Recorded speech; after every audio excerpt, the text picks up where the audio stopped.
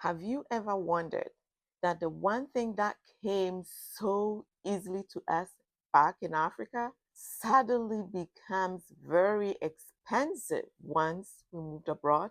It became so expensive that even money cannot buy it. This one thing behaves like that family member or best friend that will only call you from home when they need something. Stay with me to the end because today we talk about one of the most expensive things that nobody talks to us about before we move abroad, the cost of losing sleep. Welcome back to Africa's channel. If you're new here, this channel shares the lessons, the realities of Africans living abroad. Please like this video, share, subscribe, and don't forget to turn on your notification button so you don't lose out on future discussions. All right, let's get to it. Sometimes I imagine sleep as a person. Back home in Africa, sleep loved us. Sleep was our best friend. Sleep will visit us under the mango tree. Sleep will follow us after we're eating our bankus and our fufus and our goosey with eba. Sleep can visit us most especially in the afternoon without any invitation. Some of us would sleep on a bus, on that long road trip. You just sleep easily. Some just slept under the mango tree right after eating lunch until one stubborn fly like that just come into your ears and disturb you and wakes you up. Some could sleep even in church during announcements. That's when the church is long. African churches are very long, so some could just sleep right through the announcement and doze off. Sleep was our best friend. We never even have to think about it or worry about sleep. We just go sleep anywhere at any time. Then we moved abroad and sleep suddenly changed. Sleep moved from becoming our best friends in Africa from now being what they call frenemies. Really? Now sleep acts like a celebrity. You call sleep, he put you on do not disturb mode, you text sleep, and all you see that it's on red or read only mode. It doesn't even respond to you. You beg sleep, and sleep tells you, I'm very busy. I don't have time today. Meanwhile, your alarm clock has been set and preparing you and being prepared to ring tomorrow for you to go to work. Back home, for those of us that were living in the villages or small, very small towns, we were woken up by the sound of the cock crowing. The rooster will crow gently and wake you up. And then the village life begins slowly and lively. The day will gradually begin. I'm taking you back to memory lane, right? You remember calming moments when you wake up and you don't have to rush. In abroad, beep, beep. That's the sound of your alarm clock. When it's time, that alarm clock rings violently. Sometimes you feel like an earthquake. You wake up and you're like ready to fight. It rings to your ears, especially the moment that you're about to hit your deep sleep. That's what the scientists call the REM mode. That's when the alarm clock rings to tell you it's time for your appointment, it's time especially for work. In fact, the alarm clock rings and sounds like it gets problem with you. It attacks your ears, it's irritating to it, it attacks your soul. But you said it, it's only doing its job by reminding you it's almost time. In fact, you have 1 hour to get ready for work. You jump out of bed confused, sometimes trembling, wondering whether you slept at all. It feels like you just slept for 10 minutes and all of a sudden it's time. So now you're sweating, you have to rush through the few minutes or hours you have to go to work. Who would have thought that moving to abroad will cost us sleep? But here we are living in abroad, working hard, trying to build a future. But every night or every time you had to take a nap, you're secretly begging and negotiating with sleep. So, what is this sleep? In simple terms, sleep is just your body's natural charging station. That's it. Think about your phone. When the battery hits, 5% or less, sometimes for some of us 10% or less, what do? You charge it. You don't wait for it to die on you. You charge it to get it ready for the next task. Now imagine it. Now imagine refusing to charge your phone for about 2 to 3 days. What happens? Your apps freezes, the phone refuses to work, things move slow. That's what happens to us when we don't sleep. Eventually, when the phone is not charged, it just shuts off. That could happen to our bodies when we don't sleep. It can shut off. So, sleep is just the body's way of recharging itself. The brain recharges itself, repairs itself, the cells, the tissues repairs themselves, especially the immune system. Our body's natural soldiers also get to work and repair themselves. So sleep is not just a luxury. You can call it a luxury if you want, but for the most part, it's just a way that our bodies are made to repair and maintain. Sleep is just simply maintenance. It's God's gift to human beings. So we need it, and we just have to sleep. Find time and sleep. So why is sleep important? Number one, it helps your brain to recharge, like I previously said.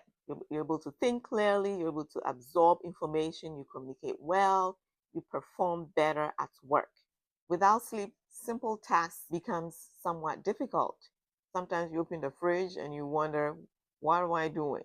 Why did I open the fridge? You forget. Some of us, sometimes we even forget our children's names. Now you start calling Ada as Uju, and then your kids are wondering, Mom or Dad, which one do you mean? You start dragging everybody into your confused state because of lack of sleep. And some of us even forget where we parked our cars. You're now wondering in the parking lot, which of the white cars is mine? Number two, sleep affects your mood.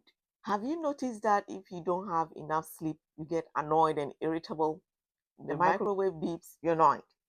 The children call you, you're annoyed. Someone says good morning, you're annoyed. All because of lack of sleep, we get overwhelmed. Most of us are carrying a lot of burdens already, burdens here and abroad, what have you. So lack of sleep make those burdens even more heavier. So why are we losing sleep abroad? Number one is multiple jobs. Most of us have two jobs. Some work day shift and night shift. In fact, some people just move from one job heading straight to the next without even going home to get rest. Why? Because the bills don't sleep, rents don't sleep, car rents, car bills don't sleep. And so, guess what? Neither do we. The second reason is the overtime culture. Back home, the stress is not as much. We don't have to worry about working overtime. But in abroad, most people work overtime. Overtime has become the new luxury. It has become the new order of the day. It's all because we have so much responsibilities. So what do? We keep saying yes to extra shifts. One more weekend, one more shift today, one more holiday to work. The list goes on and on. Before long, our bodies are begging and asking for rest.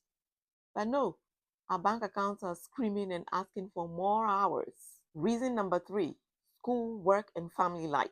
Some people are raising children, working full time, attending school, house chores, you name it, they got it. Studying for exams, cooking, cleaning, managing family responsibilities both in abroad and back home, all because we're trying to build a future. And you know what? Sleep looks at the schedule and go, good luck. I'll see you next year. So how can we improve sleep habits? Number one, we need to schedule sleep like an appointment. Many of us schedule school, meetings. Why not schedule sleep? So please protect your sleep hours same way like protect your other schedules. Number two, reduce screen time before bed. Many of us keep saying we can't sleep. Meanwhile, we go to bed and we're scrolling on social media. That's when we're checking what's going on, getting abreast with news and all that. You go to see your doctor and they tell you you have insomnia. That's just the medical term for lack of sleep. Then we wonder why sleep refuses to visit. Meanwhile, sleep has been outside your door, knocking on the door for you to open and let sleep in. But we're on our phones going, sleep. We're too busy. Come back next year. Number three, please learn to say no. Not every extra shift is necessary. Not every overtime is worth it. And not every extra responsibility is worth your health. Yes, your future is very important, but your health is part of that future. Please, please, please remember you came to abroad to build a better future, not to destroy your health whilst doing that. Yes, we crossed oceans looking for better opportunities, but somewhere along the journey, sleep stopped traveling with us. It changed its mind. The truth is, one of the biggest hidden costs of moving abroad is sleep deprivation. That is what the medical people call insomnia. Nobody mentioned it to us during the visa process. Nobody mentioned it to us during the interviews. Nobody mentioned that to us when we're boarding the flights. But many immigrants experience it. The constant work, the pressure, the responsibilities, the endless hassle. And somewhere along the way, sleep became the friend that we rarely see. But remember this, money can be earned, opportunities can be gained over and over again, even though sometimes rarely, but your health is much harder to replace. So tonight, if sleep finally decides to visit, please don't chase it away. Don't bark at it. Don't yell at it. Don't get your broom and sweep it away. In fact, welcome sleep like an honorable guest. Treat it respectfully. Hug it. In fact, marry sleep if you must. Marry Amu, because these days sleep is very expensive. It is so expensive that money cannot buy it. It is God's free gift to us, and we need to utilize it. If you enjoyed this discussion, please like this video, subscribe to this channel, and share this with another African friend or family member who keeps saying, I will sleep when I'm successful, or there's more sleep after death. And do tell us in the comments what has stolen the most sleep out of you ever since you moved abroad. Work, school, family, or life in general. Thank you for watching AfroGist channel, and I'll see you in the next video. Till then, please take care.